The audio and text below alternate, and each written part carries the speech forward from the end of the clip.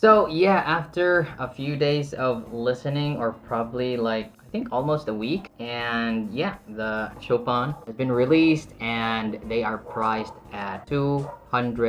No, $199.99. So yeah, finally I can give my thoughts about it. What do I think about them? And this is my final review for the Binary Acoustics X Gizaudio Chopin. Yeah, I'm just gonna score this and give my thoughts on, like my different criteria of how I score them. So let's start with tonality. So for tonality, I think I'm gonna give it 2.5. Why? I like it a lot. I really like how they sound. But for the price, I feel like, yeah, anyhow, the overall tonality of this is it can go balanced to a U-shaped, not a deep V. U-shaped in a way that there isn't really that much heft, or should I say lushness, to male vocals. There isn't enough authority because they are clean sounding. So for me, they're just kind of like dry sounding. But I'm gonna talk about that on the mids later. But for tonality, I think it's a 2.5. It's not bad, but it's just that it's 0.5 difference to perfection, really. 3 is my perfect score, but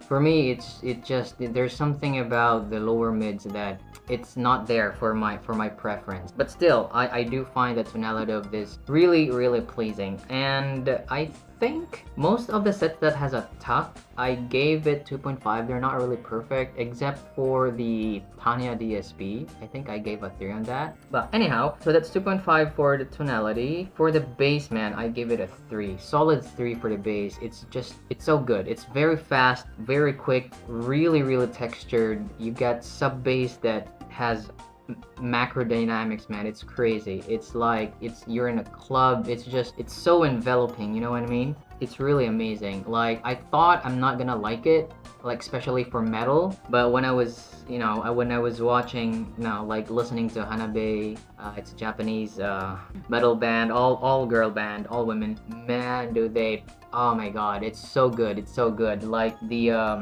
gents and the drops, it was just so satisfying, man. I really like the bass on these. It's so addicting. So that's for the bass. As for the mids, again, I had a problem with that, especially for the male vocals. So I'm gonna give it 2.5.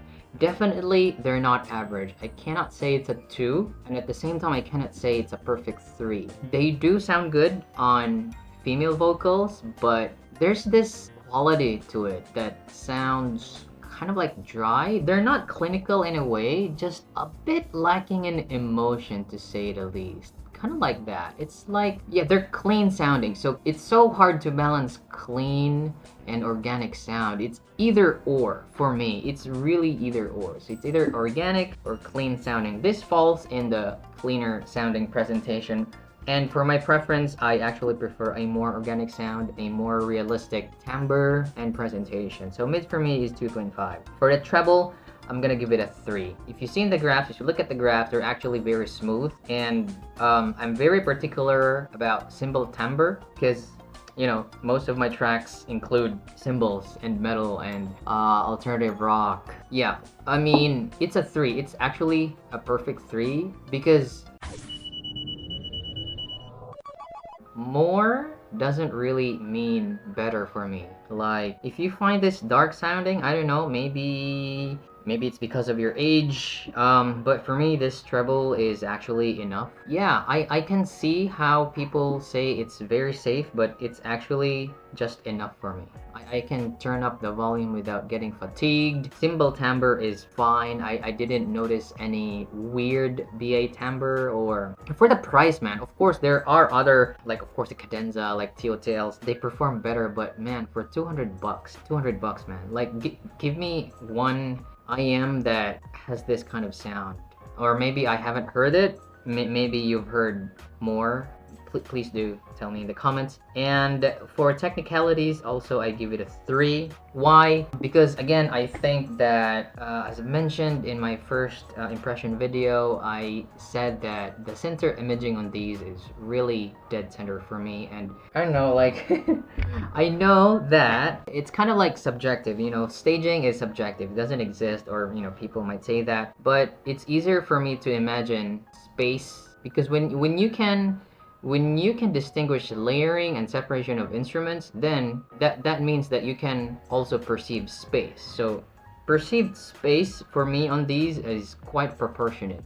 It has enough depth, it has enough width, and very proportional. Vocals are at the center, and it's just easy to pick up nuance. Instruments, it's just so easy. And resolution is actually not bad for the price. Not a lot of IEMs do that to me. Very specific IEMs do that. Like, I thought at first it's about the mid-bass thing, or maybe it's just because of my target with, you know, like a gain around 2.5 to 3. But who knows? But yeah, for me, technicalities on these are just a banger for the price, 200 bucks. So that's a total of 14, and it's actually an S.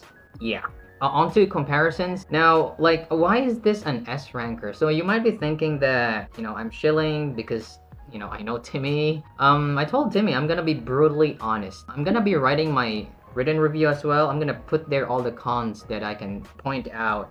Of course, there are cons with this IEM. It's not perfect, but man, like, for the price, 200 bucks, give me an IEM that performs as well as these. So I have some few things to compare. Like, let's say, for example, one of my S rankers in the price range, I have the Mega 5P. Okay, I have the Mega 5P here. I bought this with my own cash with you know, a reviewer's discount. This is an S ranker for me. This is a warm balanced set, and I don't know, like, I probably picked the Chopin over these. And I think these are more expensive. I think it's 220.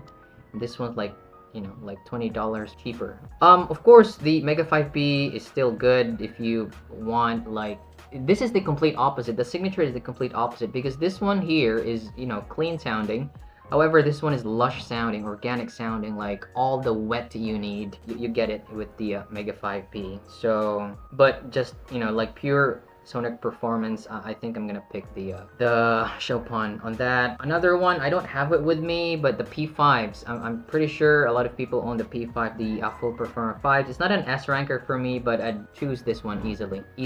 It sounds more engaging. The P5 sounds more engaging and more exciting because it has bass and some extra treble, but I don't know, like, I feel like the Chopin sounds more balanced. What else though? Like, I cannot compare it to more expensive sets though, but I do feel that this one punches way above its price point. I think it's probably almost like Blessing level. Yeah, and the difference is just very minute, like very small differences. Like, I don't know, if you let someone blind test these, I doubt if they could distinguish the price difference. Like, even until P8. Yeah, even until P8. I feel like the Chopin competes. They don't really, like,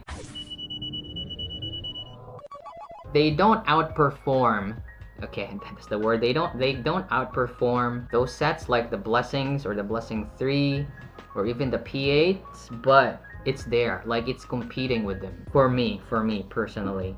Now, yeah, like, another thing that I want to compare though is like PLANARS. Like, I have the S12s, and I've tried the Timeless, maybe Timeless, yeah. I don't have the Timeless with me. I auditioned that, but I've heard it many times. So for PLANARS though, I feel like PLANARS are more resolving. I think it's more resolving. PLANARS are the Timeless is more resolving than the Chopin. But, you know, there's this flavor on PLANARS. You know, like, not everyone likes it. There's this planar thing in the treble, and if you're sensitive to treble, I advise against it. I think it's better to get the Chopin instead. But yeah, just for overall, like, clarity and resolution, I think the Timeless wins on that, because it's just creative resolving. The Timeless is creative resolving. Like, even the S12 Pros I have with me, I mod them, by the way. Like, it's not the it's the Mike Bruce's mod, the Glam Drink. It's not the 100% Glam Drink. It's just the one he shared on YouTube. But oh man, like, these sound amazing.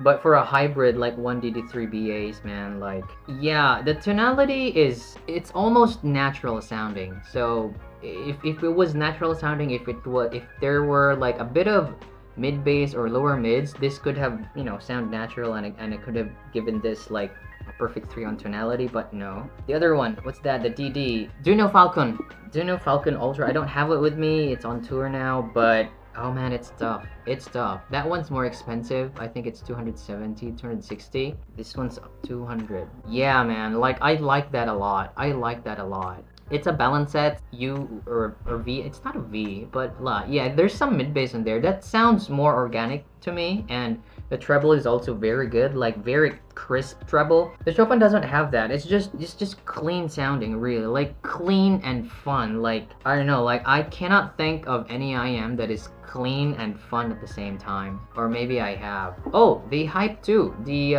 THIEAUDIO Hype 2. I've heard that. I've heard that. That one's more bassy. Yeah, that one's more bassy though. Like, I think it's an S ranker for me. I made a short review on that. Yeah, like maybe the presentation is a bit similar, but that one is more focused on bass texture and everything. This one is different. That one is like, the bass on that is like powerful and clean. This one's like quick and clean. Let's say a punch from Triple G, you know, like a Hail Mary punch compared to a Pacquiao punch, which is quick and clean. I think that's it. What else though? Yeah, that's it for my comparison and my final review.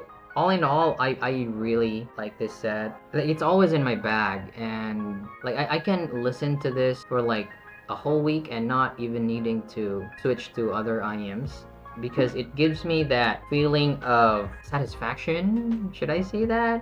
Not quite with other sets, but I'm fine with it. And yeah, comparison to the Nova is like 140.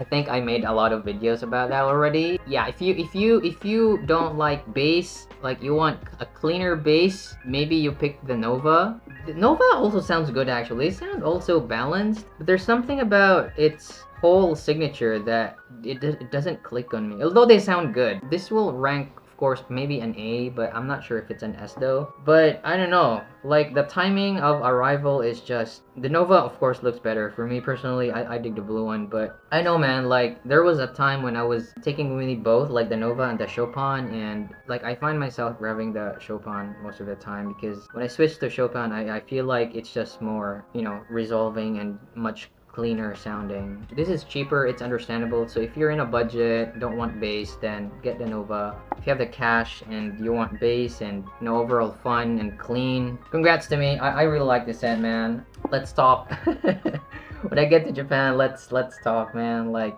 yeah, that's it guys. Thank you so much for watching, and yeah, I know a lot of you haven't subscribed yet. Please do me a favor. Subscribe if you haven't. You don't have to click the notification bell. I won't annoy you. I'm just really aiming for a 1K subscriber this year. So, I hope you have a nice day, guys. Bye-bye.